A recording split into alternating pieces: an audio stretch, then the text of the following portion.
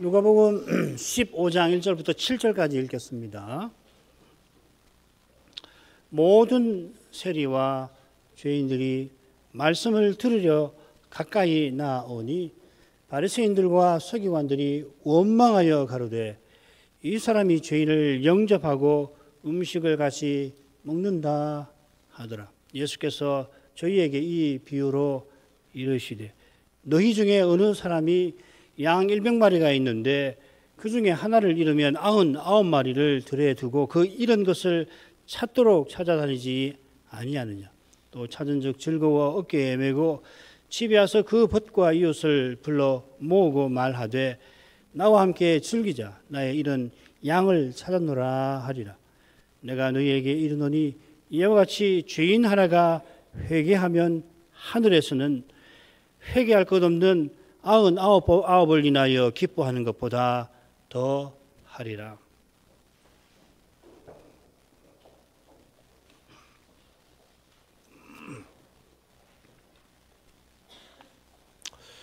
주님께서 예루살렘 올라가시는 길에 허다한 무리가 함께 갔습니다. 그들이 주님과 함께 가는데 그들에게 주님께서 내게 와서 내 제자 되는 것이 무엇인지를 교훈하십니다. 가족은 물론이고 자기 생명, 목숨까지 미워하고 자기 모든 소유를 버리지 않고서는 주님의 제자 되지 못한다 하셨습니다. 열째 단락, 11째 단락이 되겠는데 제가 단락을 혼동을 해서 죄송합니다. 지금 우리 살피는 데가 열째 단락이고요. 열째 단락이 14장 25절부터 15장 30절까지 그 다음에 11째 단락이 됩니다. 거기 보시면은 16장을 보시면은 가운데 주님의 제자로서 도무지 자격 없는 바리새인의 태도가 가운데 나와요. 16장에서 제가 이 말씀 드릴 수 있을 것 같은데 하게 되면은 거기 보면은 갑자기 바리새인 이야기가 느닷없이 나오는 것 같지 않습니까? 가운데 거기 뭐라고 되어 있냐면 바리새인은 돈을 좋아하는 자라 그렇게 말씀하시고 아내를 버리고 다른 데 장가드는 자라 하십니다. 돈을 좋아하는 사람이 자기 모든 소유를 버릴 수 없듯이 아내 사랑하는 길은 주님을 위하여 자기 목숨까지 버리는 데서 열린다 하시는 것입니다. 이런 점에 비춰볼 때 첫째 부분 가운데 나오는 두 비유, 망대 건축과 전쟁 준비에 관한 비유의 교훈을 살필만 합니다. 이 두 비유는 흔히 주님의 제자 되는 조건을 다루는 거라 하는데 그 사용된 중요한 표현들을 보면 자기 의를 추구하고 자기 세상을 세우려는 바리새인을 겨냥하시는 게 분명합니다. 자, 이것이 저 옛날 신헬 평지에서 대와 하늘에 닿는 신에게 이루고자 하는 거 아니에요. 성을 세상이죠. 세우려다가 심판받은 죄와 붙어 있는 것입니다. 바리새인의 죄는 이렇게 무서운 거예요. 주님께서 예루살렘에서 십자가 달리시는 주된 이유가 거기 있는 거죠. 그렇기에 예루살렘 올라가시는 주님을 좇는 길에 사도들은 특별히 실제로 모든 것을 버려야 했던 것입니다. 자, 그 다음 14장 마지막 두 절을 읽겠습니다. 소금이 좋은 것이나 소금도 만일 그 맛을 잃었으면 무엇으로 짜게 하리요? 땅에도 구름에도 쓸데없어 내어 버리느니라. 들을 귀가 있는 자는 들을지어다 하시니라. 이 비슷한 말씀 금방 떠오르셨죠. 산상보원 보면 너희는 세상의 소금이라 하시고 소금이 맛을 잃으면 무엇으로 짜게 하리요? 후에는 쓸데없어 밖에 버리어 사람에게 밟힌다 하셨습니다. 매우 비슷합니다. 게다가 방금 그 제자되는 조건을 말씀하셨으니까 이어 말씀하시는 소금도 너희는 세상의 소금이라 하신 것처럼 주님의 제자를 가리킨다 볼 수가 있겠죠. 많이들 그렇게 해석을 할 겁니다. 그런데요, 마가복음에 비슷한 말씀이 있는데 훨씬 비슷하고 그런데 조금 다른 주제를 다루어요. 읽겠습니다. 마가복음 9장 50절 소금은 좋은 것이로되 만일 소금이 그 맛을 잃으면 무엇으로 이를 짜게 하리요? 너희 속에 소금을 두고 서로 화목하라 하시니라. 마가복음과 달리 마태복음과 달리 마가는 누가복음과 똑같이 소금은 좋은 것이라 이렇게 시작합니다. 좋은 것이나 이렇게 되어 있지 않고 소금은 그러므로 소금은 좋은 것이로다 이렇게 시작하고 거의 똑같이 만일 소금이 맛을 잃으면 무엇으로 이를 짜게 하리요 합니다. 이 마가복음 9장 50절인데 바로 앞에 소금이 또 나와요. 49절에 48절 있습니다. 거기는 구더기도 죽지 않고 불도 꺼지지 아니하느니라. 사람마다 불로써 소금 치듯함을 받으리라. 여기 소금이 나와요. 불이 나오고 물론. 이 말씀은 어느 맥락에서 나오냐면 예수님이 실족해 하는 죄의 심각성, 이 실족해 하는 죄가 이 배도하는 죄인데요. 배도하게 하는 죄인데 그게 심각하다고 경고하신 다음에 심판받을 거다. 불로 심판을 받을 거다. 교훈하십니다. 이 49절에 불로서 소금 치듯 함을 받는다. 이 표현이 마가복음에서 가장 해석하기 어려운 구절이라고 정평이 있습니다. 누구도 이게 그 뜻이라고 장담하기 힘든 구절이에요. 자, 일단 소금을 두고 가운데 두고 소금을 두고 이 서로 화목하라. 50절 말씀, 9장 50절 말씀은 지난주에 살핀 가족 내의 미움이나 전쟁 전에 화친을 청하는 것과 같은 주제를 다루는 것 같습니다. 참된 관계와 사귐은 소금을 통해서 이루어진다 하는 겁니다. 소금과 불심판에 밀접한 관계는 소돔과 고모라 사건에서 잘 드러납니다. 가나안에서 가정한 일을 행한 소돔과 고모라에 하늘에서 영과 불이 임해서 심판을 하시는데 그 심판이 지나간 그곳에 생긴 것이 소금입니다. 이 소금은 여호수아 6장 7장도 같은 주제인데 헤렘 심판을 통과한 금은 노철이 성소에 귀속되는 것과 비슷한 면이 있습니다. 아주 비슷합니다. 좋은 예가 제사나 유향에 제사 드릴 때나 유향을 만들 때 제사 드리는 데 쓰는 유향에 혹은 유향에 반드시 소금을 치게 하셨습니다. 이스라엘이 여호와께 거제로 드리는 모든 성물을 제사장에게 영영한 음식으로 주신다 하고서는 이걸 소금 언약이라 부릅니다. 그처럼 소재 규례에서 소금을 뭐라고 하냐면 하나님의 언약의 소금이라고 부릅니다. 소금을 두고 서로 화목하라. 언약 안에서 거룩한 사귐을 나누어라 하는 것입니다. 자, 이런 내용을 보면 마태복음보다는 마가복음의 주제가 누가복음에 더 적합해 보입니다. 뭐 전혀 무관한 건 아닌데 대개는 이제 이 35를 앞에 붙여가지고 제자 되는 조건 비슷한 말씀이 마태복음에 있으니까 그렇구나 하고 쉽게 해석하기 쉬운데 오히려 마가복음의 주제가 더 어울리는 것 같습니다. 누가는 34절에서 그러므로 소금은 좋은 것이라 하며 새로운 단락을 시작하는 겁니다. 여기서 주님께서 말씀하시는 소금은 뭐 복잡한 이야기 다 떼고요. 소금과 그 참된 성격을 가리키는 것 같습니다. 이 해석은 여기 사용된 중요한 낱말에도 근거하고 있습니다. 가령 거름이라는 낱말. 누가복음에 2번 나옵니다. 지금 살피는 10째 단락과 짝을 이루는 7째 단락 거기 2번 나와요. 13장 8절에 나옵니다. 7째 단락입니다. 포도원 지기가 포도 무화과나무를 위하여 거름을 주지만 제4년에도 만일 열매를 맺지 못하면 주인들어 무화과나무를 찍어버리십시오. 그렇게 하지요. 이 비유는 성민 성결법 레위기 19장 규례와 붙어 있습니다. 이스라엘이 가나안에 들어가면 3년 동안은 그 나무 이 곡식 말고요. 나무 열매는 3년 동안 먹지 말라 하셨습니다. 그게 할례받지 못한 것이라 하시고 제4년에 열매가 맺히면 그것은 거룩한 것이어서 여호와께 다 드리고 제5년부터 열매가 맺히면 너희가 먹어도 좋다 된다 하는 규례 말이에요. 그런데 누가복음 13장에 나오는 비유의 무화과 나무는 제4년에 열매를 맺지 못하여 찍혀질 것이죠. 예루살렘 멸망에 관한 겁니다. 주님께서 마지막 주간에 무화과 나무를 저주하십니다. 그래서 이 표적은 이상하다.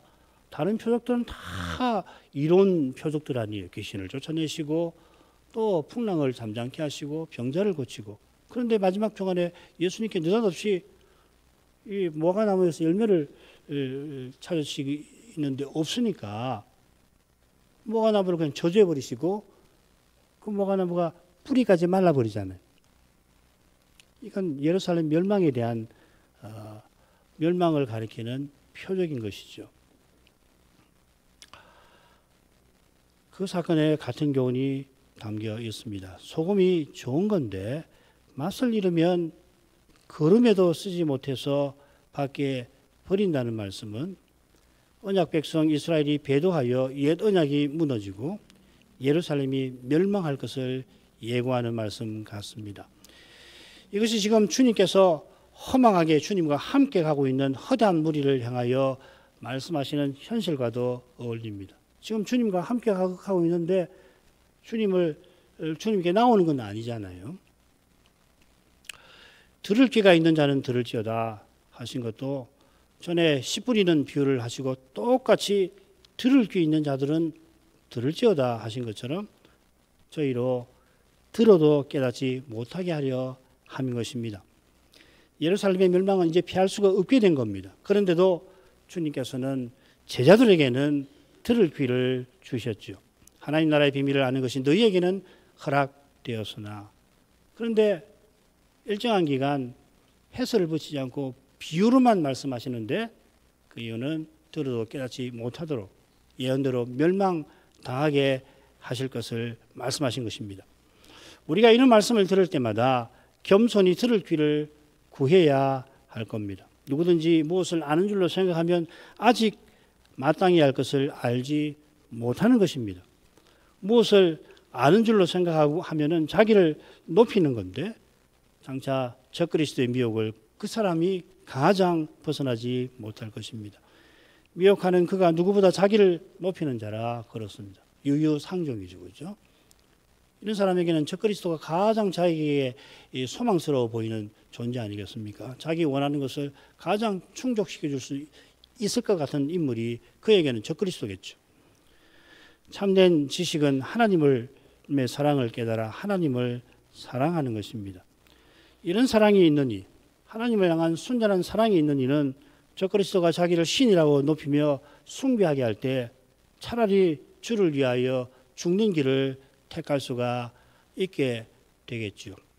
이것이 자기 목숨까지 미워하는 태도이기도 할 것입니다. 자, 이제 열째 단락의 셋째 부분으로 가시죠. 방금 둘째 부분 했는 셋째 부분. 이 부분은 누가복음에서 예수님의 탄생과 십자가 부활을 제외하고는 가장 유명한 본문이 아닐까. 가장 유명한 비유를 담고 있지요. 너무 유명한 비유라서 그 내용이 우리 마음에 생생한 까닭에 종종 이 비유를 베푸신 상황, 정황, 그리고 맥락이 무시되기가 쉽습니다. 지금 어떠한 맥락에서 이런 말씀을 하시는가 하는 겁니다. 우리는 주님께서 예루살렘으로 십자가로 나아가시는 상황에서 바리새인들이 원망하는 그 정황에 비추어서 또한 시대를 분별한다는 이 단락의 주제에 견주어서 이 비유를 살피려고 합니다. 훌륭한 강설들이 많고 그런 강설들을 통해서 이미 많이 이 비유들을 배우셨는데 그런 경우를 참고하시고 우리는 이 누가복음에서 예루살렘 여행이라고 하는 관점에서 이 비유를 살피겠습니다. 이 비유는 맨 처음에 비유의 배경이 1, 2절에 나오고요. 그리고 세 가지 비유가 이어서 나오죠. 이랬다가 다시 찾은 양 한 마리, 이랬다가 다시 찾은 은전, 그리고 이랬다가 다시 찾은 아들, 이 탕자의 비유. 3절부터 7절, 그리고 8절부터 10절, 그리고 11절부터 32절까지. 그런데 이것은 오른쪽에 있는 것처럼 다음과 같은 줄거리도 볼 수 있습니다. 비유의 배경이 나옵니다. 비유의 배경은 이 바리새인들의 원망입니다. 이 심각한 원망입니다. 조금 후에 말씀을 드리겠습니다. 그 원망이 이 탕자의 비유 후반부에 등장을 하죠. 큰아들의 원망이 그것입니다. 그러니까 큰아들의 원망은 이게 그 가정집에서 흔히 일어나는 그런 시기가 아니에요. 그런 정도가 아니라는 겁니다. 그리고 이 두 번째로는 잃었다가 다시 찾은 양의 비유가, 그 다음에 은전의 비유, 그리고 돌아온 탕자의 비유, 탕자 비유의 전반부가 이렇게 이런 줄거리로 우리는 생각해 보고자 합니다. 말씀드린 대로 이 원망하고 비난하는 이 바리새인들의 원망은 이 첫째, 둘째, 셋째 비유에 있는 기쁜 말이에요. 7절에 10절에 그리고 24절에 기쁨이 나오죠. 하늘의 기쁨을 미워하고 없애려고 하는 원망이고 비난인 거죠. 이게 얼마나 무서운 겁니까? 하늘의 영원한 기쁨을 방해하려고 하는, 못마땅히 여기고 그걸 없애버리려고 하는 원망이니까 이게 보통 원망이냐고요. 자, 이런 줄거리를 우리는 살펴보고자 합니다. 오늘은 아마 7절 첫 번째 비유 계량까지 살필 수 있을 것 같습니다. 1, 2절을 하죠. 모든 세리와 죄인들이 말씀을 들으러 가까이 나오니 바리새인과 서기관들이 원망하여 가로되 이 사람이 죄인을 영접하고 음식을 같이 먹는다 하더라. 모든 세리와 죄인이 주님께 가까이 나옵니다. 다시금 식사 장면이 제시되어 있습니다. 허다한 무리가 주님과 함께 길을 가는데 주님께서 세리와 죄인들과 식사를 나누고 계십니다. 모든 세리와 죄인은 이스라엘에 사는 모든 세리, 죄인, 일리는 없을 테고 아무도 그렇게 생각하지 않으시겠죠. 자연스럽게는 지금 주님과 함께 가는 허다한 무리 중에서 모든 세리, 죄인인 것 같습니다. 다음에 이 시점이 어느 시점이고 장소가 어느 곳인가 하는 것을 제가 말씀을 드릴 기회가 있었는지 모르겠습니다. 이 요한복음 11장 10장 마지막부터 11장하고 이 부분을 딱 비교해 놓으면은 위치하고 그 시간을 어느 정도 감지할 수 알아낼 수가 있거든요. 여기 아주 참 중요합니다. 그 16장에서 나사로 비유하고도 관계가 됩니다. 예수님이 갑자기 16장에서 부자와 나사로 이야기를 하잖아요. 이 나사로란 말이 이 요한복음 외에 여기 누가복음에 여기만 나온다고. 왜 예수님께서 갑자기 이 비유를 하시는데 이 부자는 이름을 밝히지 않고 이 가난한 사람은 나사로로 했나? 그건 뭐 나사로 사건하고 관계되는 거죠. 너무도 자연스러운 거죠, 그렇죠? 그러면 누가복음 16장은 요한복음 11장하고 그 위치나 시간이 서로 연결이 되겠죠, 그죠? 이해되시겠죠? 자, 그건 다음에 또 말씀을 드리도록 하죠. 방금 말씀드린 대로 이 짧은 구절에 나오는 중요한 낱말 관념들이 짝을 이루는 끝부분에 나와요. 여기는 죄인과 세리가 나오는데 끝부분에는 창기가 나오죠, 그죠? 세리, 죄인, 창기. 예수님께서 특별히 식사를 나누신 집단이죠, 세 집단이죠. 그 다음에 영접이라는 말 여기 나오는데 죄인을 영접하신다, 식사하신다. 마지막에도 마찬가지죠, 그죠? 반대되는 큰아들이 원망을 하잖아요. 아버지가 베푼 잔치를 대해서 비난하는 거죠. 그리고 여기 가까이 온다는 말이 흔히 쓰이는 말 아닙니다. 천국이 가까이 왔다 할 때 그 말인데 여기랑 끝에랑 두 번 나옵니다. 자, 모든 세리와 죄인이 지금 주님께 가까이 나오고 있습니다. 말씀드린 대로 이 짝을 이루는데 마다들이 밭에서 일하다가 집에 돌아오는데 같은 낱말을 씁니다. 집에 가까이 왔을 때. 누가 선생은 이런 표현을 통해서 지금 주님께 가까이 나오는 세리와 죄인들이 방금 주님께서 말씀하신 내게 오는 자임을 넌지시 밝히는 것입니다. 이어 그들이 말씀을 들으러 가까이 오고 있다 하셔서 이들이 참된 제자임을 분명히 밝히는 겁니다. 문맥에서 그들이 주님의 말씀을 들으러 하는 것이 분명히 드러나는데요. 원문에는 어떻게 되냐면 그들이 그분을 듣기 위하여 온다 이렇게 되어 있습니다. 강설 처음에 우리는 들을 귀 있는 자들은 들을지어다 하신 주님의 경고를 살폈죠. 누구보다 들을 귀 있을 만한 바리새인은 그리고 허다한 무리는 들을 귀가 없지만은 그들 중에 세리와 죄인은 주님을 듣기 위하여 주님께 나옵니다. 그들은 들을 귀 있는 자들입니다. 예루살렘 여행 초기에 주님께서 마르다 마리아의 집을 찾으셨죠. 이 말씀 드리는 의중을 간파하셨을 텐데 이 나사로 사건과 관련된 이 장소 아니에요. 마리아는 그 귀한 기회에 주님의 말씀을 듣고자 했습니다. 주님께서 마르다의 봉사도 기뻐하셨지만은 마리아의 선택을 칭찬하셨습니다. 이어서 한 여인이 주님을 뵌 태와 주님을 먹인 저지 복이 있다 하니까 주님께서는 하나님 말씀을 듣고 지키는 자가 복이 있다 교훈하십니다. 11장에 나옵니다. 마리아가 하나님께 은혜를 입어서 메시아를 낳은 게 분명한데 그가 받은 은혜는 만민이 주님의 말씀을 듣고 주님을 믿게 하기 위함인 것입니다. 여기 누가 선생은 그저 말씀을 듣는다 아니하고 그분을 듣는다 했습니다. 이게 믿음이 참된 믿음이 생기는 바로 그 길입니다. 로마서 10장 17절에 믿음은 들음에서 나며 들음은 그리스도의 말씀으로 말미암는다 할 때 바로 그것입니다. 14절에 듣지 못한 일을 어찌 믿으리요? 예수님에게 직접 안 듣고서 어떻게 그분을 믿을 수 있냐 이 말이죠. 이건 예수님 시대에만 해당되는 거 아닙니다. 이 시대에도 예수님은 예배에서 아버지의 이름을 자기 형제들에게 선포하고 계시는 거예요. 그 선포하시는 주님을 들어야 믿음이 생기는 겁니다. 자기가 들었으니까 믿는 거예요. 목사가, 부모가 혹은 어떤 교회 선배가 그렇다 하니까 믿는 거 아니에요. 이게 굉장히 중요한 거죠. 굉장히 중요한 게 아니에요. 본질입니다. 말씀을 전하고 받는 거기에 교회가 있다 할 때 그 말이 무슨 말이냐면 그리스도가 친히 우리에게 말씀하시는 건데 그걸 들을 때에 믿음이 생기는 거예요. 지금 그 말을 써놨습니다.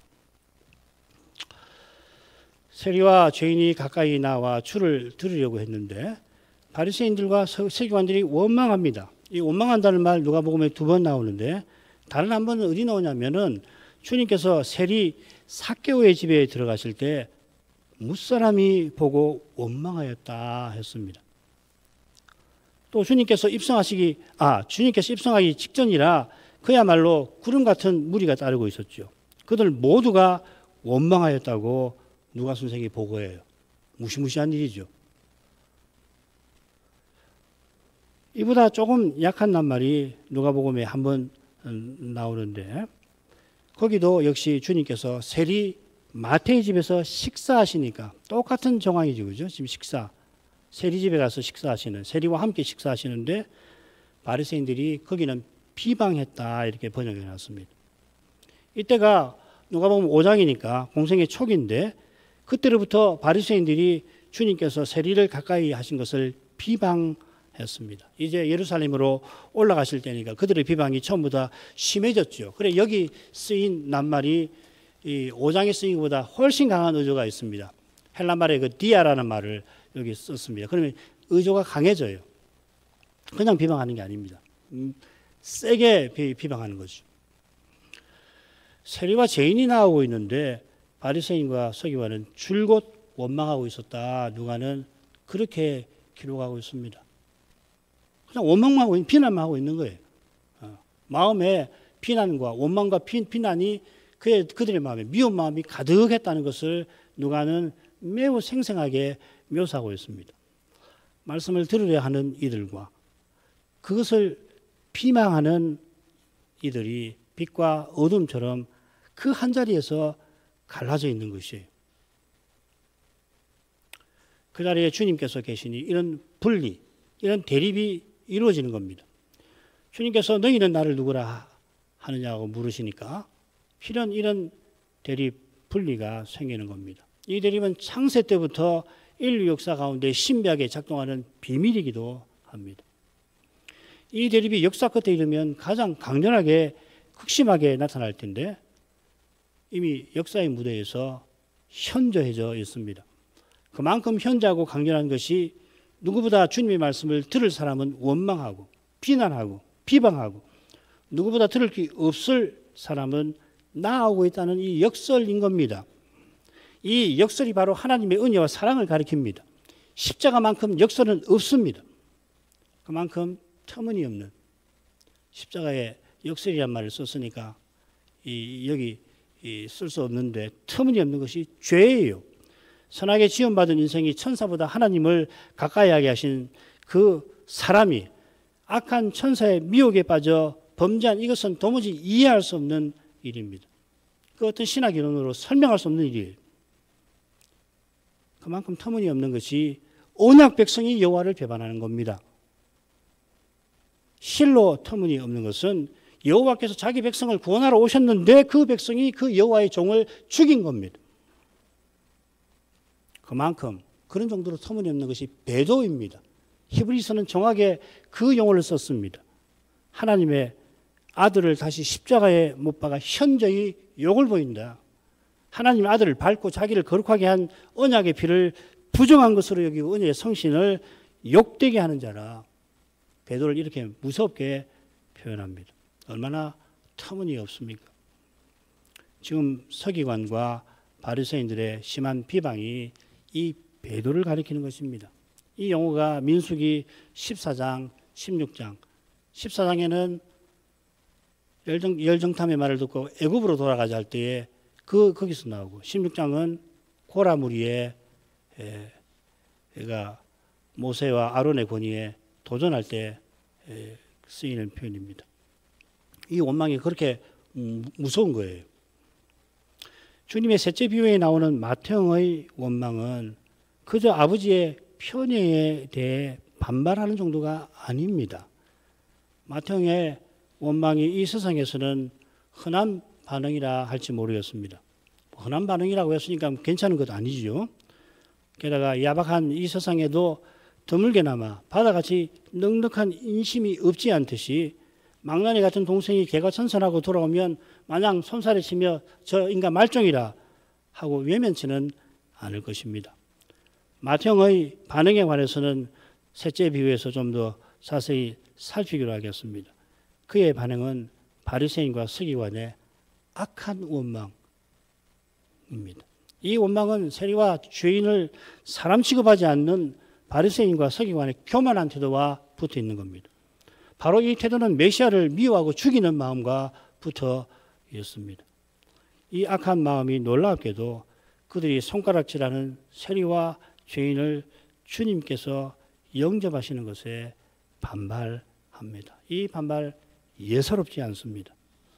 주님은 이 반발이 자기 아비 마귀를 본받는 것이라고 초막절에 말씀을 하셨습니다. 바리새인과 서기관들은 주님께서 죄인들을 영접하고 함께 식사하시는 것을 줄곧 방해해 왔습니다. 그들은 세리도 죄인이라고 부릅니다. 이들은 세리와 어울리는 사람들일 것입니다. 죄인이라고 불리는 사람들 말이에요. 하층민들이겠죠. 주님의 비유에서 바리새인은 자기가 이들과 다르다고 하는 것을 자랑하며 이들이 토색, 불의, 간음하는 자라고 비난합니다.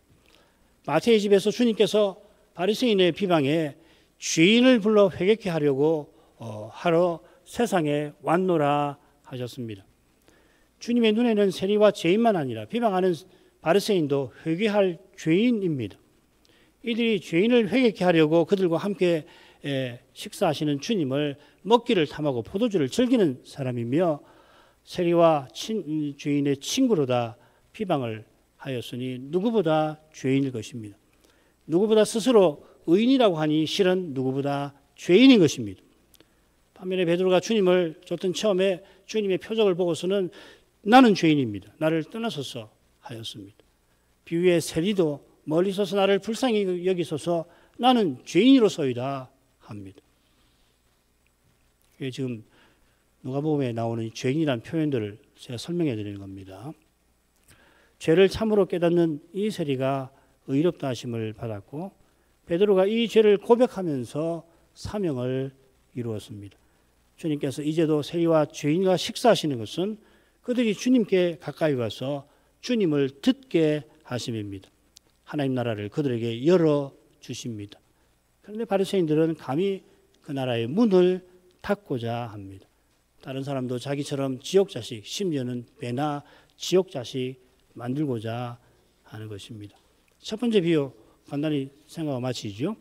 예수께서 저에게 이 비유로 이르시되 너희 중에 어느 사람이 양 100마리가 있는데 그 중에 하나를 잃으면 99마리를 들여두고 그 잃은 것을 찾도록 찾아다니지 아니하느냐.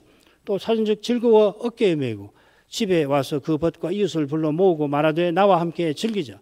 나의 잃은 양을 찾아노라 하리라. 내가 너희에게 이르노니 이와 같이 주인 하나가 회개하면 하늘에서는 회개할 것 없는 의인 99을 인하여 기뻐하는 것보다 더 하리라. 주님께서 저희에게 비유를 베푸셨는데 저희는 바리새인과 서기관들일 겁니다. 뭐 다른 사람들 듣지 말라 하신 건 아니니까 그 겨냥하신 대상은 그들일 겁니다. 비유에서 그들은 회개할 것 없는 의인 99으로 나옵니다. 그들이 비유의 결론에 나오는 회개할 것 없는 의인 99이면 찾은 양은 회개한 죄인이겠습니다. 바로 이 교훈이 마태의 집에서 베푸신 교훈과 일치합니다. 5절에서 한 가지 더 생각할 점이 3절이네요. 3절에서 주님께서 이 비유를 말씀하셨다. 이 비유로가 아니고요. 주님께서 이 비유를 저희에게 말씀하시되 이렇게 되어 있습니다. 단수로 되어 있습니다. 그리고 누가복음 선생은 세 가지 비유를 이야기합니다. 누가복음 14장에 나오는 비유들처럼 세 가지 비유는 결국 같은 교훈임을 우리가 알 수 있습니다. 그러니까 이 교훈 단수. 지금 주님께서 이 비유를 통하여 교훈하시는 바가 마태의 집에서 내가 의인을 부르러 온 것이 아니요 죄인을 불러 회개시키러 왔노라 하신 것과 물론 일치합니다만 아울러 주님이 예루살렘으로 올라가시는 상황이나 정황에 비추어 살필 교훈도 있겠습니다. 가령 마태의 집에서는 의인들을 부르러 온 것이 아니라 죄인들을 회개시키러 왔다. 똑같이 의인들, 죄인들. 여기서는 한 죄인을 99 의인들과 대조를 하십니다. 왜? 그래서 뭐 몇 가지 해석이 있습니다. 이 유대교에서 99 하면은 전체를 가리키고 하나는 지도자를 가리키는 그 표현법이 있는데 글쎄요. 여기서 해당될런지. 그래서 그런 해석을 하는 사람은 이 잃어버린 양은 바리새인 그리고 99은 백성하고 뭐 받아들일 수 없는 해석입니다. 그보다는 정황에 비추어서 생각해 볼 필요가 있겠습니다. 비슷한 비유가 마태복음 18장에 나오죠. 여기 지금 이 잃어버린 양 비유가 18장에 나와요. 그 18장은 예루살렘 떠나기 직전에 혹은 예루살렘 올라가시는 그 대목에서 하신 교훈을 담아놨죠. 바로 앞에서 주님께서 베푸신 소금에 관한 말씀을 포함하여 이 10째 단락은 짝을 이루는 7째 단락과 마찬가지로 옛 언약의 실패와 예루살렘 멸망을 다루고 있습니다. 이사야를 비롯한 선지자들이 오실 메시아를 전할 때에 이 두려운 미래를 항상 경고하였습니다. 심지어 이사야는 선지자로 소명받던 그날에 이스라엘의 배도와 멸망을 전하라고 하는 이 청천벽력 같은 그런 사명을 받지 않아요. 읽겠습니다. 여호와께서 가라사대 가서 이 백성에게 이르기를 나를 보내소서 하죠. 그러니까 가서 이 백성에게 이르기를 너희는 듣기는 들어도 깨닫지 못할 것이요 보기는 보아도 알지 못하리라 하여 이 백성의 마음으로 둔하게 하며 그 귀가 막히고 눈이 감기게 하라. 염려컨대 그들이 눈으로 보고 귀로 듣고 마음으로 깨닫고 다시 돌아와서 고침을 받을까 하노라. 무슨 말씀이죠? 이스라엘 바리새인들을 향해서 이 경고를 하시는 겁니다. 이 말씀이 어느 시대에 가장 적용이 되겠습니까? 이 시대에 적용이 되는 거예요. 바로 이 말씀을 주님께서 비유로 말씀하실 때 인용하십니다. 마가복음 13장, 누가복음 8장에 나옵니다. 백성의 마음이 완악하여 귀는 듣기에 둔하고 눈은 감은 탓에 하나님께로 돌아오지 아니합니다. 이사야가 이런 상태를 길 잃은 양이라고 표현하죠. 이사야 53장 6절 우리가 다 양 같아서 그릇 행하여 각기 제 길로 갔거늘. 선자의 눈에는 언약 백성이 다 길 잃은 양입니다. 우리 주님께서는 내가 이스라엘 집에 잃어버린 양에게 보냄받았다 하셨습니다. 자기의 사명을 그렇게 표명하셨죠. 수로보니게 여인에게. 이사야 예언대로 주님께서 길 잃은 양들을 위하여 도수장에 끌려가는 어린 양이 되어주셨습니다. 세상 죄를 지고 하는 하나님의 어린 양이로다.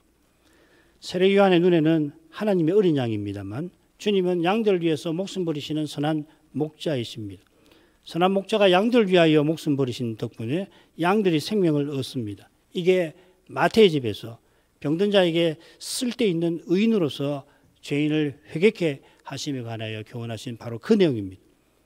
그날 마태와 그의 집에 모인 세리와 죄인만 아니라 그들을 죄인이라 무시하던 바리새인들도 똑같은 병든 자고 의원이 절실합니다. 그들도 똑같이 길 잃은 양입니다. 사실 바리새인들은 자기도 앞을 보지 못하면서 자기 같은 사람을 인도하려 하고 있습니다. 실은 그들이 누구보다 앞을 보지 못하는 상태인 겁니다. 주님께서는 그들의 눈에 들보가 있다고도 말씀을 하셨습니다. 눈에 들보가 있는데 볼 수가 있나요? 티만 있어도 보기가 힘든데 주님의 비유에서 바리새인은 하나님 앞에서 세리와도 같이 않음을 자랑하고 일회에 2번씩 금식하고 소득의 11조를 드린다고 자기 선전할 만큼 회개할 것 없는 의인입니다. 이들의 누룩이 퍼진 탓에 허다한 무리가 놀랍게도 그 무리 전부가 삭개오의 집에 들어가시는 주님을 보고 비방하면서 저가 죄인의 집에 유하로 들어갔다 합니다. 수많은 무리가 주님을 겉으로는 환호하면서 이때에는 나사로를 살리신 사건을 참고해야 됩니다. 삭개오의 집 가시기 전에 주님께서 나사로를 살리고 이게 유월절에 참여하는 그 많은 백성이 엄청난 그 반향을 불러일으키고 그래서 이 나사로를 보러 오기도 하고 입성하신 주님을 이 구름처럼 뒤따르고 있는 그런 정황이거든요. 그런데 그 모든 무리가 누가는 그렇게 기록합니다. 그 모든 무리가 삭개오의 집에 들어가신 주님을 비방하였다. 여기 쓰인 말하고 똑같이 씁니다. 놀랍지 않습니까? 어떻게 이럴 수 있죠? 그런데 지금 이 시대에 그런 일이 지금 벌어지고 있는 겁니다. 주님을 환호하지만 주님의 교훈은 환영하지 않습니다. 심지어 사도들도 근본적으로 바리새인이나 무리보다 나을 게 없었습니다. 그들은 예루살렘 올라가서 주님의 권자 좌우를 차지하려고 서로 다투면서 올라가고 있습니다. 주님께서 간구하신 덕분에 11사도는 길 잃은 양을 후에 인도하는 사명을 이룰 수 있었던 겁니다. 주님께서 예루살렘에 올라가시는 그 길은 허다한 무리가 함께 가지만 실은 실로 외로운 길이었습니다. 십자가로 가시는 길을 주님은 홀로 걸어가십니다. 이런 상황에 비추어서 왜 주님께서 길 잃은 한 마리와 회개할 것 없는 나머지 다수를 언급하셨을까요? 이런 일은 그때 그리고 언제 일어나겠습니까? 기도하겠습니다. 거룩하신 아버지, 하나님의 아들을 이스라엘 집에 잃어버린 양에게 보내주셔서 이스라엘이 허문 그 언약을 친히 이루어 주셨습니다. 하나님이 그리스도 안에서 행하신 이 일이 너무 거룩하여서 인생의 성경책에서 그 일들을 배우긴 하지만 그 깊이와 너비를 헤아릴 길이 없습니다. 성신님 성경을 열어 저희로 하여금 그리스도께서 행하시고 교훈하신 바를 참으로 깨닫게 하셔서 이 두려운 시대에 저희가 참된 믿음으로 그리스도의 몸답게 살아가도록 이끌어 주옵소서. 오늘 하신 말씀, 이 두려운 말씀, 어떻게 그 많고 많은 무리가 주님을 환호하면서도 주님께서 죄인을 회개시키고 하나님을 섬기도록 세리 삭개오의 집에 들어가시는 걸 보고 어떻게 그 많은 무리가 하나같이 주님을 비방할 수가 있나이까. 그러나 이것이 실로 기이한 일이지만 그만큼 어쩌면 그보다 더 심각한 그런 일이 우리 눈앞에 벌어지고 있습니다. 주님, 저희가 그리스도를 참으로 믿게 해 주옵소서. 주님께서 인자가 다시 올 때에 세상에서 믿음을 보겠느냐라고도 말씀하시지 않았습니까?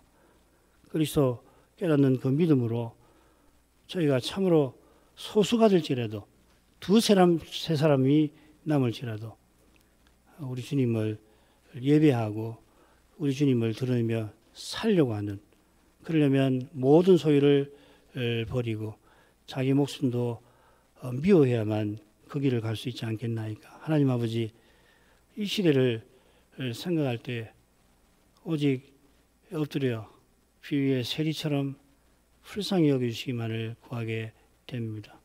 죄 백성들을 자비 여겨 주시고 이들에게 말씀을 내려주시옵소서. 예수님 이름으로 기도합니다.